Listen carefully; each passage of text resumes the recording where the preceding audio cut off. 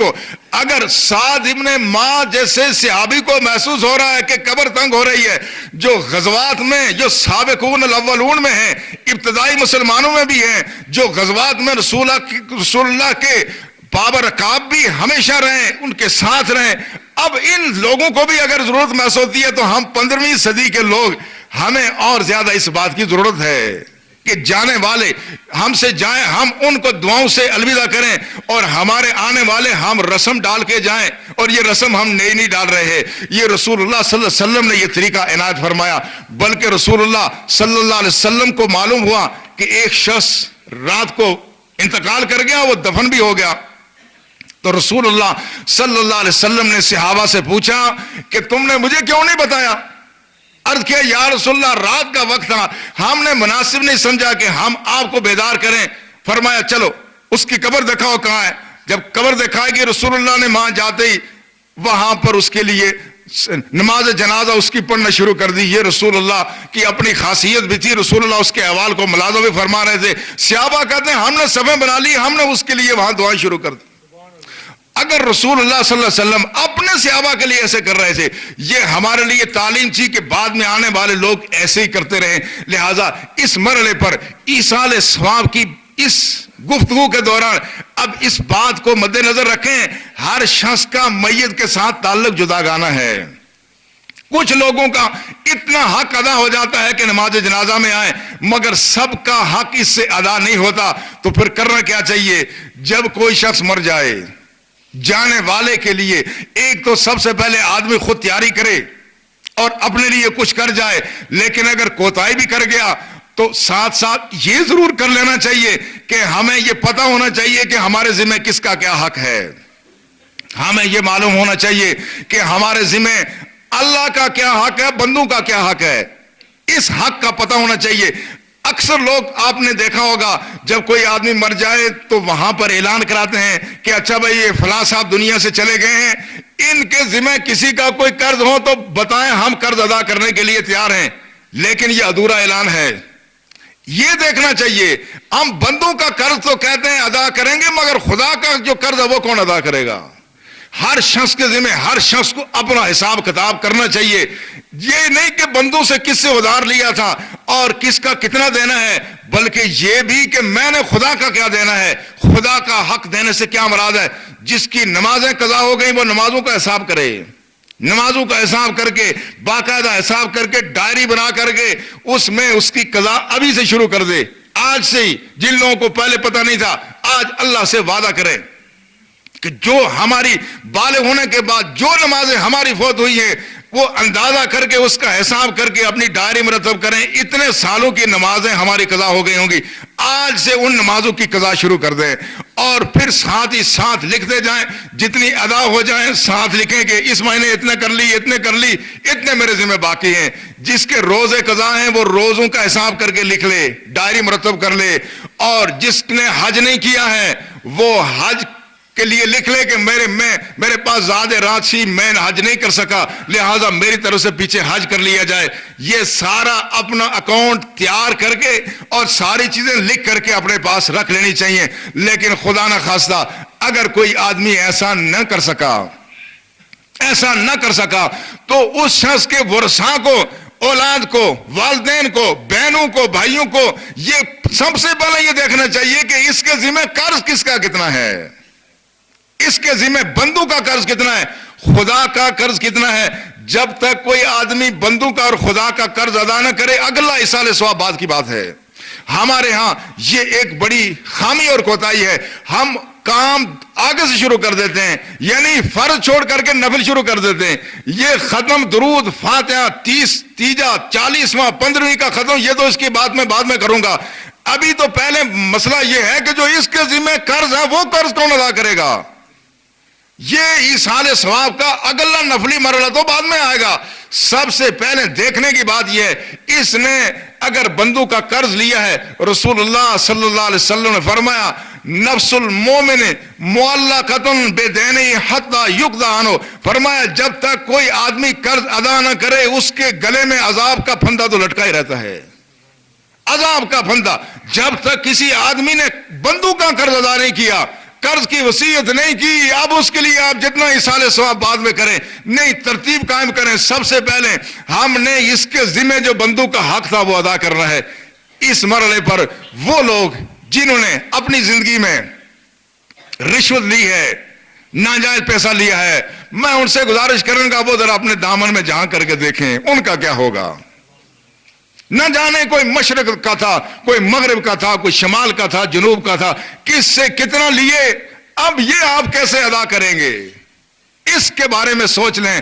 اور وہ لوگ، وہ افسران، وہ سرکاری اہلکار جنہوں نے سرکاری خزانے میں بدیانتی کی ہے، جنہوں نے ناجائز اختیارات استعمال کر کے پیسہ غبن کیا ہے.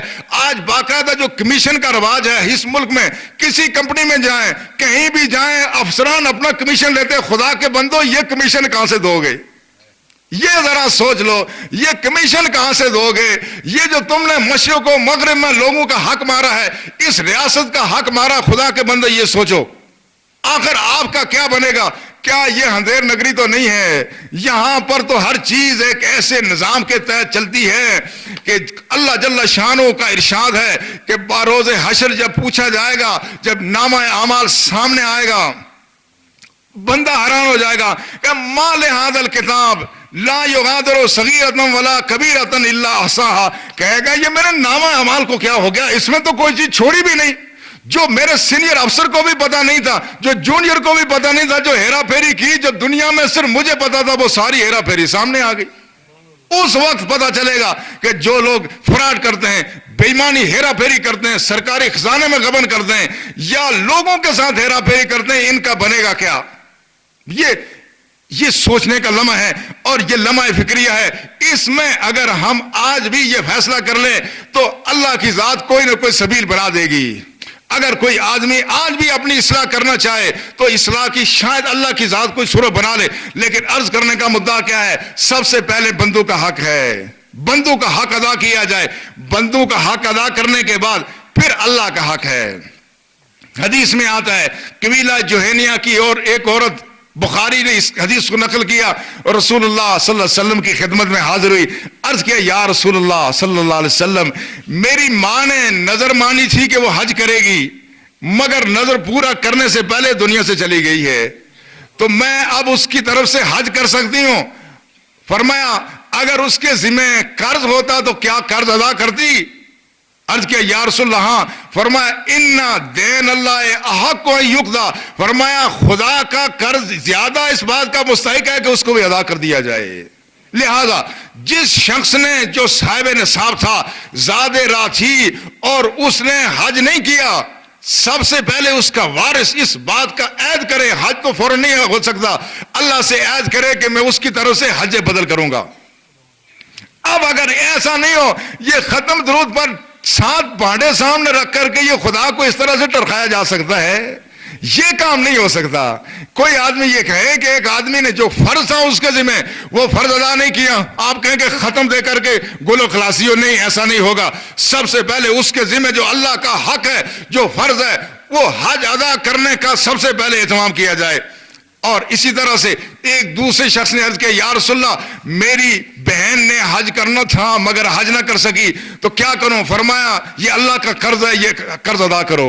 ایک اور شخص نے باپ کے لیے کہا، رسول اللہ نے اس کے لیے بھی یہی حکم دیا. تو سب سے پہلے جن کے ذمہ حج ہے اور حج ادا نہیں کر سکے، ان کے ورثاء کی ذمہ داری ہے کہ سب سے پہلے ان کی طرف سے حج کرنے کا اہتمام کریں اگر پیچھے مال چھوڑ کے مرے ہیں. اور اگر انہوں نے روزے چھوڑے، روزے ادا نہیں کر سکے، رسول اللہ صلی اللہ علیہ وسلم نے فرمایا من ماتا علیہ صیام فصام لہ ولیہ، فرمایا جو آدمی روزہ چھوڑ کے مر جائے، یعنی جو روزہ نہیں رکھ سکا، روزے کی قضا اس پر تھی، تو فرمایا اس کا ولی اس کی طرف سے روزہ رکھے. اب اس حدیث کا ظاہری مفہوم لے کر کے بعض علماء نے کہا کہ میت کے ورثاء کو روزہ بھی رکھ لینا چاہیے، لیکن امام ابو حنیفہ کا کہنا یہ ہے کہ روزہ نہیں رکھا جائے گا، بلکہ جو ترمذی نے حدیث روایت کی ہے کہ من کان علیہ صیام شہر فیطعم لہ مکان کل صوم مسکینا، امام ترمذی نے روایت کیا، رسول اللہ نے فرمایا جو شخص مر جائے اور روزے نہ رکھ سکا ہو، ہر روزے کے بدلے میں اس کو مسکین کا کھانا اس کے ورثاء کے ذمہ لازم ہے۔ اب مسکین کا کھانا کھلانے کا اہتمام ضروری نہیں کہ گھر میں کھانا کھلائیں، حساب کر کے وہ پیسہ دینا ضروری ہوگا، اس لیے کہ یہ خدا کا حق ہے اس پر یہ چیز لازم تھی۔ اور جس شخص کی نمازیں قضا ہو گئی ہوں اس کے ورثاء پر یہ ذمہ داری عائد ہوتی ہے کہ نمازوں کا حساب کر کے صدقہ فطر کے برابر ہر نماز کی، اس میں اگر جو قضا نہیں کر سکا صدقہ فطر کے برابر رقم ہر ایک نماز کے بدلے میں ادا کی جائے گی۔ تو یہ حساب کہاں بنتا ہے؟ اس طرح سے حساب کرنا چاہیے۔ جانے والے پر محض دعا سے ہی کام نہیں چلے گا، وہ تو اضافی چیز ہے۔ سب سے پہلے یہ دیکھیں کہ اس کے ذمہ اللہ کا کیا حق تھا، بندوں کا کیا حق تھا۔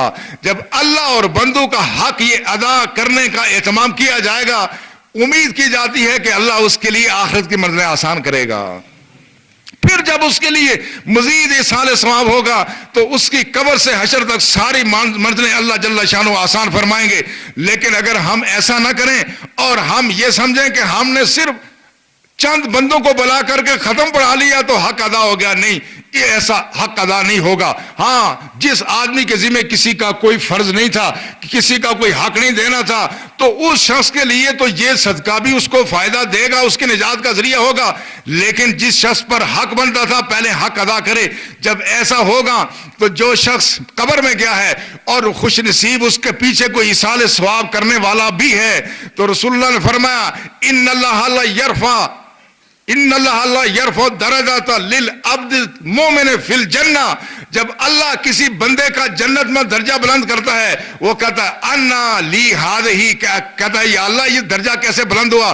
تو اللہ فرماتے ہیں ھذا بدعاء ولدک، فرمایا تیرا پیچھے بیٹا دعا کر رہا ہے۔ اس وقت ہوگا یہ ترتیب قائم کر لی جائے، تاکہ ہم ایک ترتیب قائم کر کے یہ روایت ڈالیں جو رسول اللہ صلی اللہ علیہ وسلم نے ہمیں طریقہ بتایا تھا۔ تو جاتے ہوئے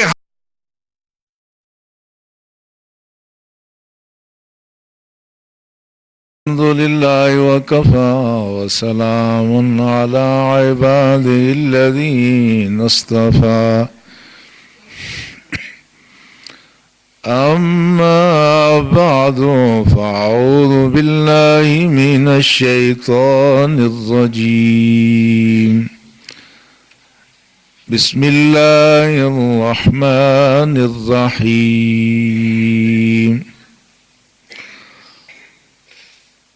ربنا اغفر لنا ولإخواننا الذين سبقونا بالإيمان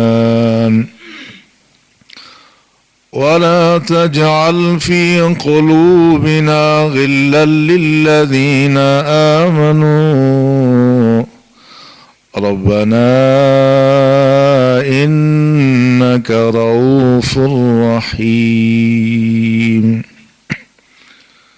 صدق الله مولانا العظيم قال الله تبارك وتعالى في شان حبيبه الكريم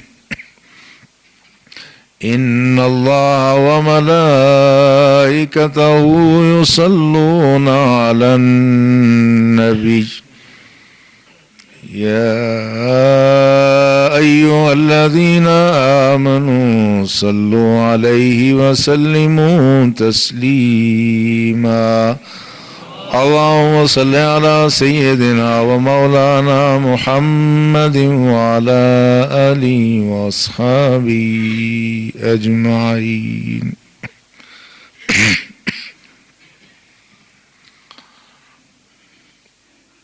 لائق احترام برادران اسلام، گزشتہ جمعۃ المبارک کے موقع پر جس موضوع پر گفتگو کا سلسلہ جاری تھا، آج بھی اسی کو آگے بڑھانے کی کوشش کی جائے گی۔ گزشتہ جمعۃ المبارک میں نے گزارش کی تھی کہ قرآن اور سنت کی تعلیمات کے مطابق جب کوئی شخص دنیا سے چلا جائے تو سب سے زیادہ فکر اس بات کی ہونی چاہیے کہ اس کے ذمہ اللہ اور بندوں کا کیا حق تھا،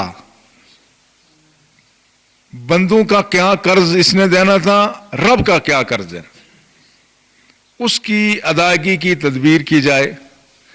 نمازیں ہیں اور نمازوں کی ادائیگی ظاہر ہے دوسرا کوئی آدمی نہیں کر سکتا کسی کی طرف سے، اس کا کفارہ ادا کیا جائے۔ روزے ہیں، روزوں کا کفارہ ادا کیا جائے۔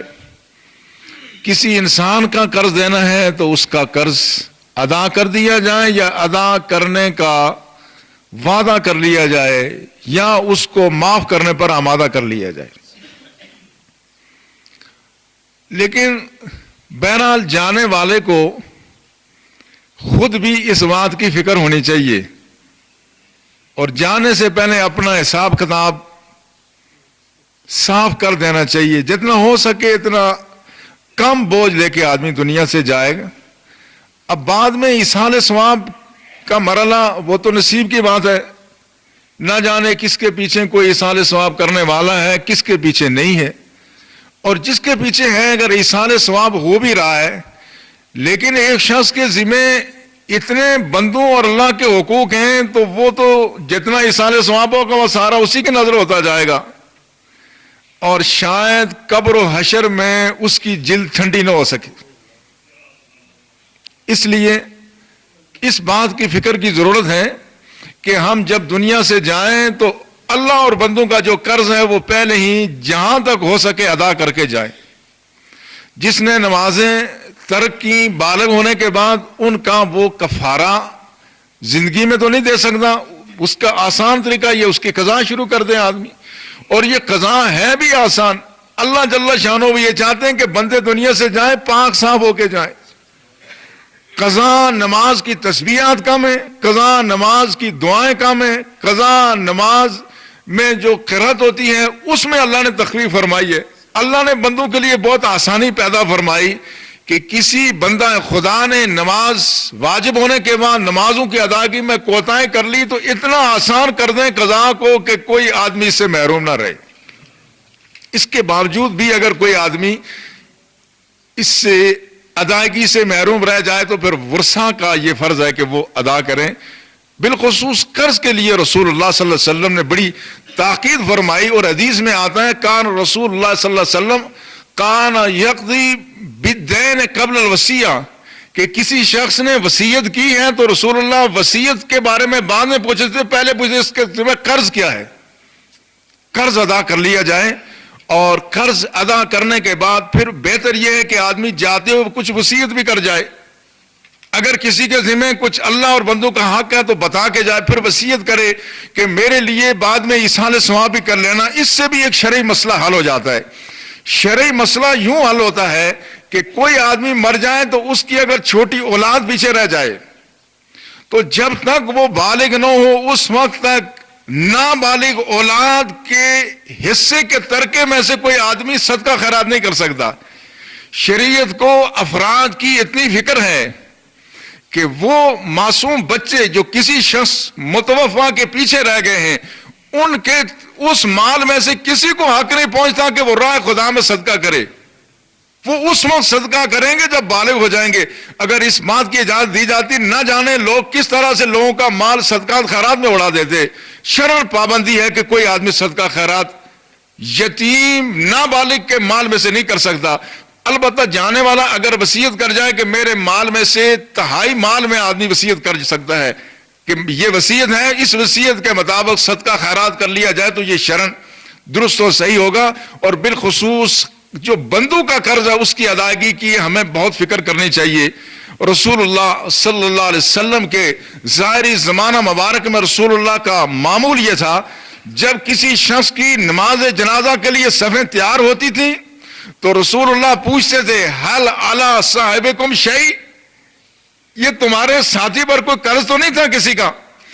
اگر کوئی کہتا کہ ہاں یا رسول اللہ قرض تھا تو آپ فرماتے ہر طرح کا شیء، اس نے کچھ چھوڑا بھی ہے؟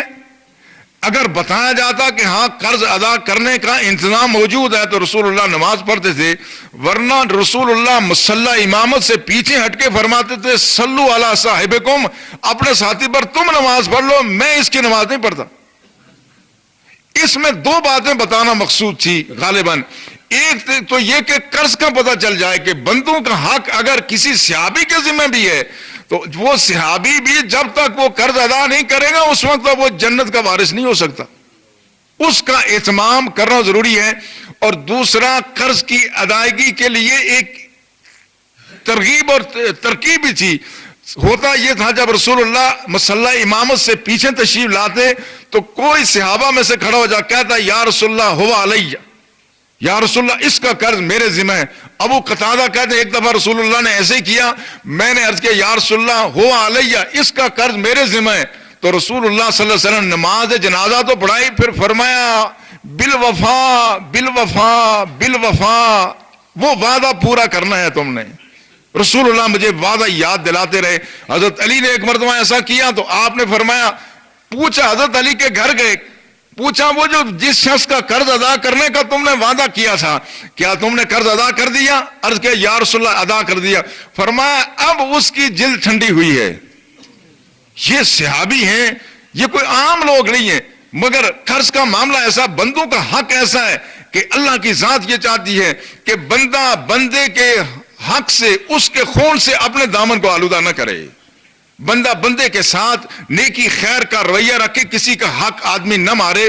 اس لیے رسول اللہ صلی اللہ علیہ وسلم نے جب بعد کے دنوں میں خوشحالی ہوئی تو رسول اللہ صلی اللہ علیہ وسلم نے اعلان فرما دیا, فرمایا من توفی من المؤمنین وترک دینا فعلی قضاؤ. فرمایا اب مومنوں میں سے جو مرے گا اس کے ذمہ قرض ہوگا تو فرمایا انا بالمؤمنین من انفسہم, فرمایا میں مومنوں کے اتنے قریب ہوں جتنے ان کی جانیں بھی ان کے قریب نہیں ہیں, میرا اتنا مومنوں سے تعلق ہے. فرمایا اب جو ملت کا فرد مرے گا ان طرح کا دینا فعلی قضاؤ, اگر کوئی مر گیا تو اس کا قرض مجھ محمد کے ذمہ ہے صلی اللہ علیہ وسلم. وہ ان طرح کا مال فل ورثتی, کسی نے مال چھوڑا تو اس کے وارث اس کے ورثاء ہوں گے, پسماندگان ہوں گے, لیکن کسی نے قرض چھوڑا تو قرض میں خود ادا کروں گا صلی اللہ علیہ وسلم. فدا ہو ابی و امی. اب آپ اس سے ذرا تھوڑا سا اس پہ اندازہ لگائیں, اس پہ سوچیں کہ قرض کون سی رقم ہے. کیا قرض ہم کسی سے زبردستی چھینتے ہیں؟ قرض کوئی شخص اپنی مرضی سے, اپنی خواہش سے, اپنی خوشی سے ہمیں دیتا ہے, مگر اس مال کا جو کسی نے اپنی مرضی اور خواہش سے ہمیں دیا, اس مال کی ادائیگی میں اگر معیار اتنا سخت ہے تو وہ مال جو ہم زبردستی کا کسب کرتے ہیں, وہ مال جو ہم نے قومی خزانوں سے جو مال لوٹا جاتا ہے, جو افراد سے لیا جاتا ہے کسی بھی صورت میں, وہ رشوت میں ہو کسی اور معاملے میں ہو, جو ہم دوسروں کا مال غصب کر لیتے ہیں, اس کی قضا کیسے ہوگی؟ اگر قرض کا مسئلہ یہ ہے کہ کوئی آدمی مرضی سے والنٹیئر طور پر کسی کو قرض دیتا ہے کہ اپنی ضرورتیں پوری کر لو, یہ مال تمہارے حوالے ہے, اس قرض میں اگر اتنی سختیاں ہیں تو جو ناجائز ذرائع سے لوگوں کا مال ان کی مرضی کے خلاف زبردستی لے لیا جاتا ہے, اس کا کیا حال ہوگا؟ اس کی فکر کی ضرورت ہے. اور صحابہ کرام رضوان اللہ تعالی علیہم اجمعین اس کی فکر کرتے تھے. احادیث میں ایسی بے شمار مثالیں موجود ہیں کہ صحابی دنیا سے تشریف لے گئے, کسی کا قرض تھا, کسی کا مال نہیں مارا ہوا تھا, قرض لیا تھا اور مشکل میں قرض لیا تھا, غربت میں قرض لیا, لیکن ادا نہیں کر سکے. لیکن جب تک قرض ادا نہیں ہوا صحابی کی گل و خلاصی نہیں ہوئی ہے. عالم برزخ ایک مختصر سا رسالہ ہے, دارالعلوم دیوبند کے محتمم قاری محمد طیب صاحب نے یہ لکھا. اس میں وہ دو صحابہ کا واقعہ بیان کرتے ہیں, شاید میں نے پہلے ذکر کیا ہوگا. حضرت عوف اور حضرت صاحب دو صحابی ہیں, انہوں نے آپس میں وعدہ کیا تھا کہ ہم میں سے جو پہلے مر گیا وہ پیچھے والے اپنے دوست کو اپنے حالات سے باخبر رکھے گا کہ قبر میں کیا بیت رہی ہے. تو حضرت صاحب کا وصال ہوا اور حضرت عوف کو خواب میں آئے تو پھر 3 باتیں بتائی تھی, اور اس میں 2 باتیں یہ تھی. ایک تو انہوں نے کہا کہ میرے گھر میں بلی مر گئی, مجھے اس کا پتہ چل گیا, میری بچی 1 مہینے بعد 1 ہفتے بعد انتقال کرنے والی ہے, یہاں فیصلہ ہو چکا ہے, وہ آنے والی ہے. لیکن جو تیسری بات جس پر آپ کی توجہ مبذول کرانا مقصود ہے, وہ حضرت صاحب کے گلے میں توق لٹکا ہوا تھا. تو حضرت عوف نے خواب میں ہی پوچھا کہ یہ کیا معاملہ ہے. کہا فلاں یہودی کا میرے ذمہ قرض تھا, وہ قرض میں نے پوٹلی میں باندھ کر کے اپنے گھر میں فلاں کیل کے ساتھ لٹکایا ہوا ہے، تم جاؤ وہ قرض ادا کرو تاکہ میری گردن آزاد ہو جائے۔ پھر وہ صحابی وہ حضرت عوف ان کے گھر میں گئے، گھر میں جا کے بیٹھے تو دیکھا تو وہ سامنے پوٹلی نظر آئی جو انہوں نے خواب میں دیکھی تھی، جو جتنے درہم دنانیر بتائے تھے کھولے تو وہ وہی نکلے، اور جس صحابی کا پتہ بتایا تھا لے کر کے اس کے پاس گئے تو اس نے کہا اللہ محمد کے اس ساتھی کو معاف فرمائے، اس کو تو اللہ نے خرچ کرنے کی مہلت نہیں دی، یہ وہی درہم و دنانیر جو مجھ سے لے کے گیا تھا، پر وہ خرچ بھی نہیں ہوئے، گھر میں رکھے ہوئے ہیں۔ اللہ کے رسول کا صحابی ہے، اللہ کے رسول کے صحابی کے ساتھ اگر یہ معاملہ ہو تو پھر عام لوگوں کو بھی اپنی فکر کرنی چاہیے اور جانے سے پہلے اپنا حساب آسان کر کے جانا چاہیے۔ جو اپنے لیے خود مشکلات پیدا کر لیں ان کے لیے پیچھے کوئی کتنی آسانی کرے گا؟ اپنے لیے آسانیاں ہوں گی تو پھر جانے والوں کے لیے جو ایصال ثواب ہوگا اس کے ذریعے سے اور اللہ کرم فرمائے گا، اس کے لیے آسانیاں ہو جائیں گی۔ اور صحابہ کا معمول یہ تھا کوئی آدمی مر جائے فوراً اس کے لیے ایصال ثواب کا سلسلہ شروع ہو جاتا تھا۔ مسلم شریف کی حدیث ابن عباس روایت کرتے ہیں کہ جب حضرت عمر کا انتقال ہو گیا فوضع عمر رضی اللہ تعالی عنہ علی السریر فتکفنہ الناس، کہ جب حضرت عمر کا وصال ہو گیا لوگوں نے ان کو اپنی چارپائی پہ رکھا اور ان کو کفن دینے لگے، ان کی تکفین ہونے لگی، تو اسی دوران صحابہ کیا کرتے تھے؟ فَيَدْعُونَ اللَّهَ وَيَثْنُونَ وَيُصَلُّونَ عَلَيْهِ قَبْلَ أَن يَرْفَعَ۔ تو ابھی حضرت عمر کی وہ لاش، ان کا وہ جنازہ، شہید وجود عمر جیسا عادل حکمران ہے مگر ان کے لیے بھی ایصال ثواب ہو رہا ہے، ابھی ان کی میت قبر میں نہیں اتاری گئی، ابھی وہ اپنی چارپائی پر ہیں، تو صحابہ کیا کرتے؟ یدعون اللہ، ان کے لیے دعا کرتے تھے، وہ یثنون، اللہ کی حمد و ثنا کرتے تھے۔ وہاں سیاسی تبصرے نہیں ہوتے تھے جس طرح آج ہمارے یہاں رواج ہو گیا، کوئی آدمی مر جائے پتہ ہی نہیں چلتا کہ یہاں کوئی سوگ ہے، کوئی مرا ہوا ہے، سیاسی تبصرے، یہ سیاست ہمیں لے ڈوبی ہے، کوئی اللہ کا ذکر نہیں ہے۔ کوئی اگر ختم کی بات کریں چلیں بیٹھ کے اللہ کا ذکر کریں تو دنیا دار کیا دیندار بھی منہ موڑ کے گزر جاتے ہیں، ایسا لگتا ہے جس طرح کوئی غیر شرعی کام ہو رہا ہے، حالانکہ صحابہ کا یہ معمول نہیں تھا۔ اب حضرت عمر کے لیے ایصال ثواب ہو گیا۔ اب جب حضرت عمر کی نماز جنازہ ادا ہوئی تو حضرت عبداللہ بن سلام یہ صحابی ہیں، یہ نماز جنازہ میں شریک نہیں ہو سکے، یہ نماز جنازہ میں شریک نہیں ہو سکے۔ انہوں نے دور سے آتے ہوئے دیکھا کہ نماز جنازہ تو ادا ہو گئی، انہوں نے وہاں سے آواز لگائی، انہوں نے کیا کہا؟ ان سبقتمونی بالصلاۃ علیہ فلا تسبقونی بالدعاء لہ، کہا اگر تم نے نماز مجھ سے پہلے پڑھ لی ہے تو مجھ سے پہلے تم دعا نہ کرنا۔ ان سبقتمونی بالصلاۃ علیہ فلا تسبقونی بالدعاء لہ، تو دعا میں میرا انتظار کرنا، میں بھی آ جاؤں وہاں ان کے لیے دعا کرے۔ اب دعا کو شرعی طور پر ایسا ناپسندیدہ بات لوگ سمجھتے ہیں کہ گویا دعا کر لی تو نہ جانے اسلام کا کون سا ضابطہ ٹوٹ جائے گا، حالانکہ میں نے آپ کو بتایا تھا کہ رسول اللہ صلی اللہ علیہ وسلم نے فرمایا اذا صلیتم علی المیت فاخلصوا له الدعاء، جب نماز میت کی ادا کر لو تو خالص اس کے لیے بھی دعا کیا کرو۔ لہذا وقت ہو اور کوئی ایسی پریشانی نہ ہو، موسمی حالات اگر اجازت دیں تو ہمیں چاہیے کہ ہم کسی جانے والے کے جانے سے پہلے اس کے لیے ایصال ثواب کریں، جب وہ دنیا سے جائے تو ایصال ثواب کریں، اس کے بعد اس کے لیے ایصال ثواب کرتے رہیں جہاں تک ممکن ہو سکے۔ یہ ایصال ثواب جاری رہے گا، اللہ جل شانہ اس کو وہاں فائدہ عطا فرمائے گی۔ صحابہ کا یہی معمول تھا۔ اب یہ جو فائدہ ہے، لوگوں کے بندوں کے حقوق ادا ہو گئے، اب یہ اضافی ثواب مل رہا ہے اپنے پسماندگان کی طرف سے، اللہ اس بندے کے درجات کو بھی بلند کر رہا ہے، اللہ اس پر خصوصی کرم نوازی بھی فرما رہا ہے۔ اب اس کے لیے ایصال ثواب کی بہت ساری صورتیں ہیں، ایک ہے مالی صدقہ، دوسرا ہے بدنی، تیسرا ایسی عبادت جس میں مالی اور بدنی عبادت دونوں ہوں۔ مالی صدقے سے مراد کیا ہے؟ فی سبیل اللہ انفاق کر کے اس کا ثواب اس میت کو پہنچانا، یہ بھی احادیث سے ثابت ہے۔ دوسرا تلاوت کلام اللہ شریف کر کے، تسبیح و تحلیل کر کے، یا روزہ رکھ کے۔ احناف کے نزدیک معاملہ تھوڑا سا مختلف ہے، لیکن عام احادیث کی روشنی میں قاعدہ کلیہ یہ ہے، آدمی جو بھی نیک عمل کرے گا، خواہ وہ بدنی عبادت ہے جس طرح روزہ ہے، یا مالی عبادت ہے جس طرح انفاق فی سبیل اللہ ہے، یا مالی اور بدنی عبادت کا مجموعہ ہے یعنی جس طرح حج ہے، ایسی کوئی بھی عبادت آدمی کرے گا تو اس کا ثواب فوراً مردے کو پہنچ جاتا ہے۔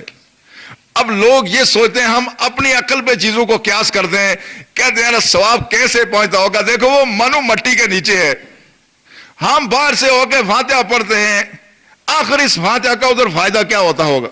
لوگ اپنی عقل کے مطابق چیزوں کو ناپتے اور تولتے ہیں، اس سے بھی بڑی گمراہی پیدا ہوتی ہے۔ ایک جب صحیح احادیث میں ایک بات واضح ہو جائے، ثابت ہو جائے، اس میں عقلی گھوڑے دوڑانے نہیں چاہیے، لیکن کوئی آدمی اگر عقلی گھوڑے دوڑانے کا ہی عادی ہے تو وہ ذرا اس دور کے حالات پر غور کرے۔ میں نے شاید ایک گزارش کی تھی، میں کراچی میں تھا، میرے پاس پیسے ختم ہو گئے کراچی صدر میں، تو میں نے مولانا تنویر صاحب کو فون کیا، جناب پیسے ختم ہو گئے ہیں تو کیا ہونا چاہیے؟ انہوں نے کہا آدھے گھنٹے بعد آپ اپنا اکاؤنٹ چیک کر لیں۔ انہوں نے یہاں ڈالے، آدھے گھنٹے بعد کراچی میں میں نے پیسے لے لیے۔ اور یہی بات نہیں، اب ویسٹرن یونین کے ذریعے سے جو کاروبار دنیا میں ہو رہا ہے، لوگ جانتے ہیں ویسٹرن دنیا کے کسی کونے میں آپ نے ویسٹرن یونین میں پیسے دیے، تھوڑے دیر بعد یہاں پاکستان میں مل جاتے ہیں، آپ نے یہاں دیے تو امریکہ میں مل جاتے ہیں، 8-10 ہزار کلومیٹر دور وہ پیسے۔ یہ اگر بندوں کا نظام اتنا فاسٹ ہو گیا ہے، اتنا عمدہ نظام ہو گیا، خدا کا نظام کیا اتنا سست ہے کہ ہم اپنے جانے والے کو جو چند میٹر بھی ہم سے دور نہیں ہے اسی دنیا میں، اب اگر ہم اس کے لیے ایصال ثواب کریں، ہم کہیں جی پہنچتا کیسا؟ میں پوچھتا ہوں، آج سے اگر 10-15 سال پہلے یہ پوچھا جاتا تھا کہ کیا اس طرح سے ویسٹرن یونین سے پیسہ جا سکتا ہے، کیا کریڈٹ کارڈ سے پیسہ ملتا ہے، تو سارے کہتے نہیں پہنچ سکتا۔ اس وقت ٹیکنالوجی ہماری اتنی ڈیولپ نہیں ہوتی۔ اب چونکہ ہمارے یہ ذرائع اتنے زیادہ بہتر ہو گئے ہیں کہ آج پہنچ سکتا ہے، اگر بندوں کا بھیجا ہوا پیسہ مل سکتا ہے۔ اللہ جب فرماتا ہے ہاں کہ جو بندوں کا ایصال ثواب کرتے ہیں، جب رسول اللہ صلی اللہ علیہ وسلم سے صحابہ نے عرض کیا، ایک صحابہ نے عرض کیا یا رسول اللہ صلی اللہ علیہ وسلم ان امی افطلت نفسها واظنها لو تکلمت لتصدقت واتصدق عنها یا رسول اللہ صلی اللہ علیہ وسلم۔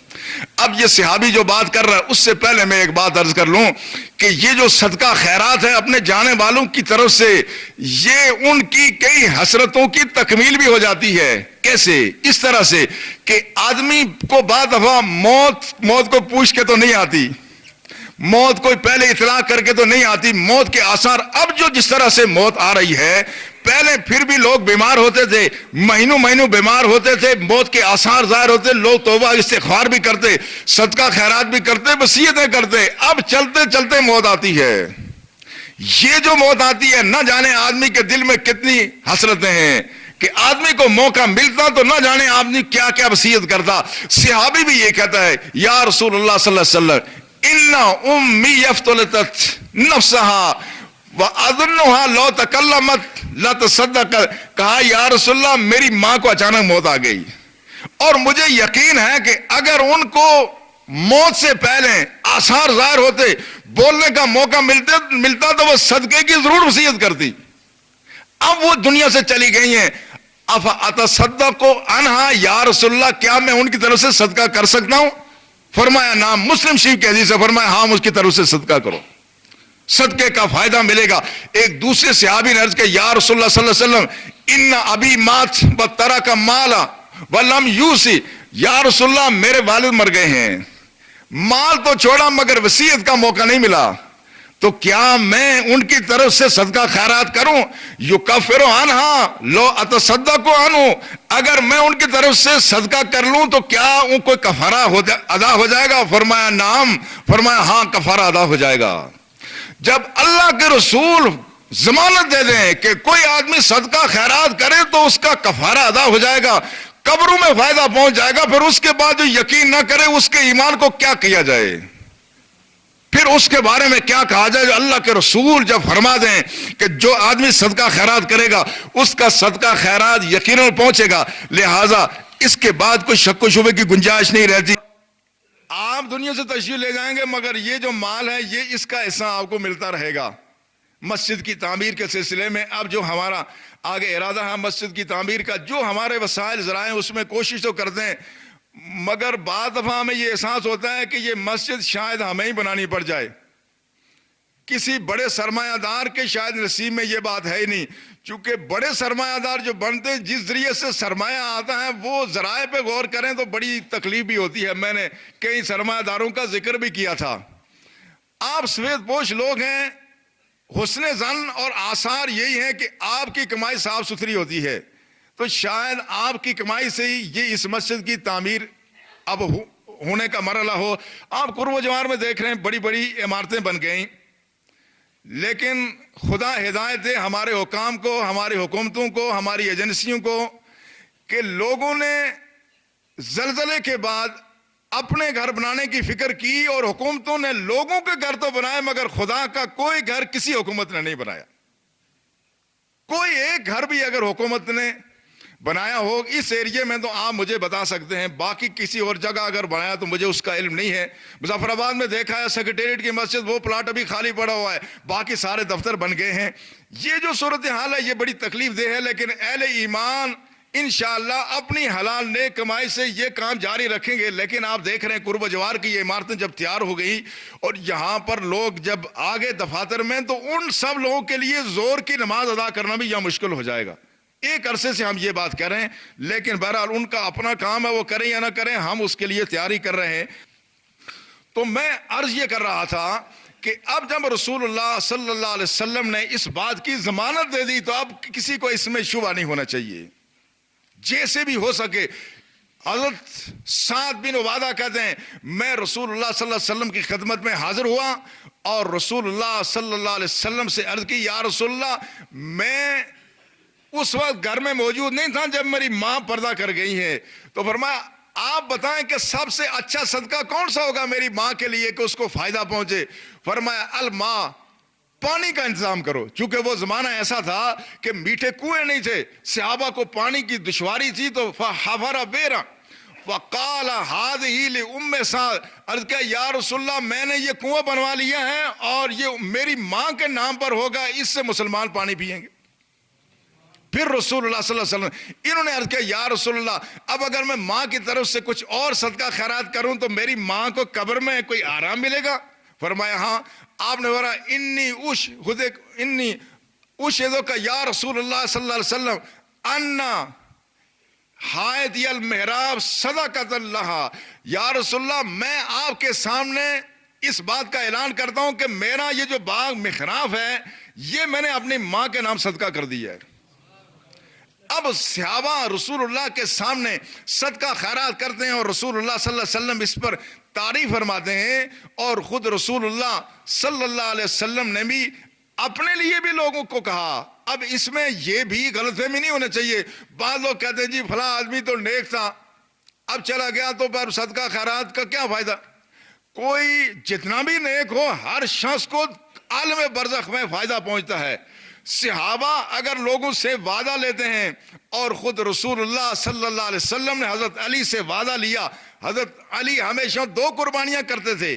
صحابہ نے عرض کیا آپ 2 قربانیاں کیوں کرتے ہیں؟ فرمایا او ثانی رسول اللہ صلی اللہ علیہ وسلم ان اضحی عنہ فاضحی لہ، کہ رسول اللہ نے مجھے وصیت کی تھی کہ علی ایک قربانی میرے لیے بھی کرنا، تو میں ایک قربانی اپنی طرف سے اور ایک رسول اللہ کی طرف سے کرتا ہوں۔ وہ اللہ کے رسول جن کا نام شب و روز 24 گھنٹوں میں آسمانوں تک گونجتا ہے، مسجدوں کی اذانوں میں ان کا نام، نمازوں میں ان کا نام، صدقات و خیرات میں ان کا نام، تلاوت دعا و مناجات میں ان کا نام، ان پر زمینوں کے مکین نہیں آسمانوں کے قدسی بھی ان پر درود و سلام بھیجتے ہیں۔ اگر اس ذات کی خواہش ہے کہ ہمارے لیے صدقہ خیرات کیا جائے تو پھر اور کون شخص ہے جو صدقہ خیرات سے بے نیاز ہے؟ اس لیے کہ وہاں درجات بلند و بالا ہوتے ہیں، اور حدیث میں آتا ہے، امام طبرانی نے اس حدیث کو نقل کیا کہ جب کسی آدمی کے لیے صدقہ خیرات ہوتا ہے تو جبریل آمین وہ صدقہ خیرات کا ثواب لے کے قبر کے کنارے جاتے ہیں اور کہتے ہیں یا صاحب القبر العمیق ہذہ ہدیۃ لک، کہتے ہیں اے گہری قبر میں مدفون، یہ تیرے اہل کی طرف سے تیرے لیے صدقہ ہے، تیرے لیے ہدیہ ہے، یہ تحفہ ہے۔ فَيَفْرَحُ وَيَسْتَبْشِرُ، تو وہ آدمی خوش ہوتا ہے اور لوگوں سے مبارکبادیں وصول کرتا ہے، کہتا ہے دیکھو میرے لیے کسی نے کچھ بھیجا ہے. آج کوئی مفلس آدمی ہو جو تنگ دست ہو, اس کا باہر سے کوئی بیٹا, کوئی رشتہ دار کوئی پیسے بھیجے تو آدمی کتنا خوش ہوتا ہے, اور جن کا کوئی بھیجنے والا نہ ہو. بعض دفعہ ایسا منظر بھی میں نے دیکھا کہ کسی کا باہر سے چیک آیا, پیسے آئے, تو دوسرے شخص کو میں نے دیکھا بے اختیار اس کے آنسو نکل گئے. تو پوچھا کیوں؟ کہا میں لاولد ہوں, کاش کہ میری بھی اولاد ہوتی تو میرے لیے بھی آج کوئی بھیجتا. اس زمانے میں دنیا میں تو پھر بھی کام چل جاتا ہے. عالم برزخ میں جس کا ایصال ثواب کرنے والا نہیں ہے, فرمایا وہ یحزن جیرانو, جن کا کوئی بھیجنے والا نہیں ہے وہ سارے پریشان ہو جاتے ہیں, حزن و ملال کا اظہار کرتے ہیں. لہذا دنیا سے جانے سے پہلے اس بات کا اہتمام کر لیا جائے کہ ہمارا تعلق واسطہ ایسے لوگوں سے ہو, اپنی اولاد کو اس راہ پہ لگایا جائے. ہم اپنے جانے والوں کے لیے صدقہ خیرات کریں گے, آنے والے ہمارے لیے کریں گے. اور اگر ہم اپنے جانے والوں کے لیے صدقہ خیرات نہ کریں تو پیچھے آنے والے کبھی ہمارے لیے صدقہ خیرات نہیں کرتے. رسول اللہ صلی اللہ علیہ وسلم نے فرمایا ان امتی امتا محرومہ تدخل قبورہا وعلیہا ذنب. کہا میری امت کا معاملہ بھی کیا عجیب و غریب ہے. اللہ اس میری امت پر کتنی رحمتیں نازل کرتا ہے. یہ قبروں میں داخل ہوتے ہیں تو گناہ لے کے جاتے ہیں. وَتَخْرُجُ مِنْ قُبُورِهَا لَا ذَنْبَ عَلَيْهَا. کہا جب قبروں سے نکلتے ہیں تو ان پہ کوئی گناہ نہیں ہوتا. اور فرمایا یہ مومنوں کے استغفار کی وجہ سے خدا ان کے وہ سارے گناہ معاف فرما دیتا ہے.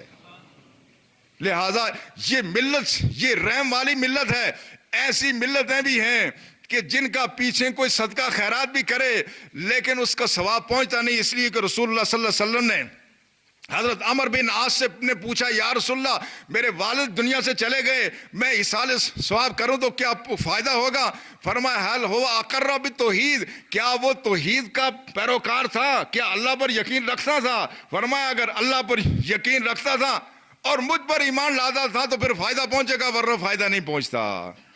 دنیا میں اس وقت جو اربوں انسان ہیں ان میں صرف مسلمان ہی وہ ایسی قوم ہے کہ جس کا فائدہ پہنچانے کا ذریعہ موجود ہے, باقی کسی کا فائدہ نہیں پہنچتا. ہم دنیا کی خوش نصیب قوم ہیں کہ ہم مر کے بھی اپنے دنیا کے جو ہمارے اصحاب حقوق ہیں اور جو ہمارے پسماندگان ہیں ہمیں ان کے ہدیات قبروں میں بھی پہنچتے ہیں اور بروز حشر یہ پہنچتے ہی رہیں گے. لہذا اس بات کا اہتمام کیا جائے. اب اس کی جو آگے تفصیلات جزیات ہوتی ہیں کہ وہ کیسے کیا جائے, یہ جو نفلی صدقات ہم کرتے ہیں دعا میں, درود میں, فاتحہ میں, اس کی شرعی حیثیت کیا ہے, اس پر تو میں انشاءاللہ اگلے جمعے شاید نہ عرض کر سکوں, چونکہ میرے دریک میں کچھ احباب بہت عرصے سے اصرار کر رہے ہیں کہ ایک جمعہ آپ یہاں بھی پڑھائیں, شاید اگلا جمعہ مجھے وہاں پڑھانا پڑے. اس کے بعد انشاءاللہ میں اس کی تفصیل عرض کروں گا. اللہ ہمیں حق بات سمجھنے اور حق پر عمل کرنے کی توفیق عطا فرمائے. وما علینا الا البلاغ والسنت عطا فرمائے. الحمد للہ وکفا وسلام علی عبادہ وسلام علی عبادہ الذین اصطفى اما بعد فاعوذ باللہ من الشیطان الرجیم بسم اللہ الرحمن الرحیم والذین جاءوا من بعدهم يقولون ربنا اغفر لنا ولإخواننا الذين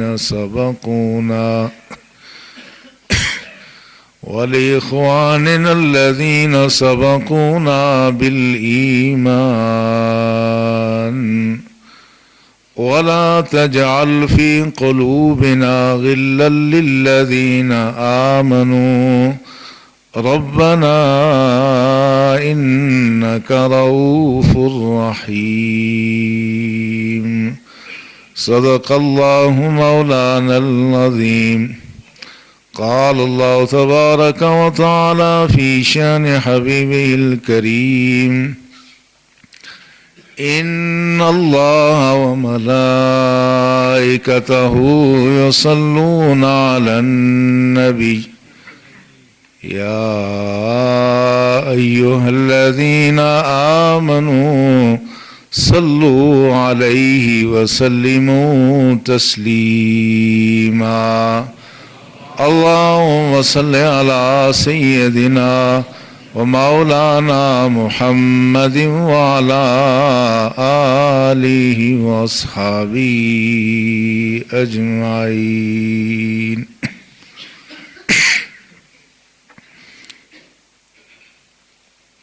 نہایت تعظیم اور اکرام کے لائق برادران اسلام، گزشتہ جمعۃ المبارک کے موقع پر ہم ایصال ثواب کے حوالے سے گفتگو کر رہے تھے، جس میں یہ گزارش کی گئی تھی کہ انسان کے مرتے ہی اس کے اعمال کا سلسلہ منقطع ہو جاتا ہے، سوائے اس کے کہ آدمی نے کوئی صدقہ جاریہ کیا ہو یا نفع بخش علم پھیلایا ہو یا اس کی نیک صالح اولاد ہو جو اس کے لیے دعا کرتی ہو، اس کا اجر و ثواب اس کو ملتا رہتا ہے۔ اب لگتا یہی ہے قرآن کے اصولوں، احادیث صحیحہ کی روشنی میں کہ انسان کی روح اور جسم کا رشتہ جو ہی منقطع ہوا، آدمی کے نیک اعمال کا اکاؤنٹ کلوز ہو جاتا ہے۔ لیکن کچھ خوش نصیب لوگ ایسے ہیں کہ جن کے مرنے کے بعد بھی ان کا اکاؤنٹ کلوز نہیں ہوتا، اس میں کچھ نہ کچھ کریڈٹ ہوتا ہی رہتا ہے، کچھ نہ کچھ آتا رہتا ہے۔ اور خوش نصیب وہ لوگ ہیں کہ جو خود مرتے ہیں مگر ان کا نیک عمل نہیں مرتا، ان کا حصہ اللہ جل شانہ ان کو پہنچاتا رہتا ہے۔ یہ ایسے ہی ہے جس طرح کوئی آدمی کسی ملازمت سے ریٹائرمنٹ لے لے تو تنخواہ تو ملنی بند ہو جاتی ہے مگر اس کی پینشن آتی رہتی ہے، اس کے اکاؤنٹ میں اضافہ ہوتا رہتا ہے۔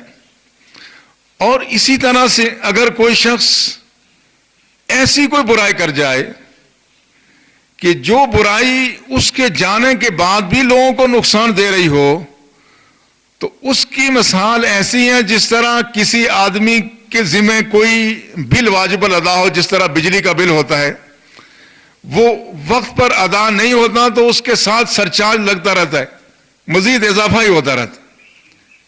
خوش نصیب وہ لوگ ہیں کہ جو دنیا سے جاتے ہیں تو یہ اہتمام کر کے چلے جاتے ہیں کہ ان کے پیچھے ان کے نیک اعمال کا سلسلہ جاری ساری رہے، ان کی نیک اولاد ہو، ان کے ہاتھ سے کیا جانے والا کوئی نیک عمل ہو، صدقہ جاریہ ہو، یا ایسا علم، ایسی ہدایت پھیلا کے جائیں کہ جس سے چراغ جلتا رہے اور اس سے لوگ آگے استفادہ کرتے رہیں۔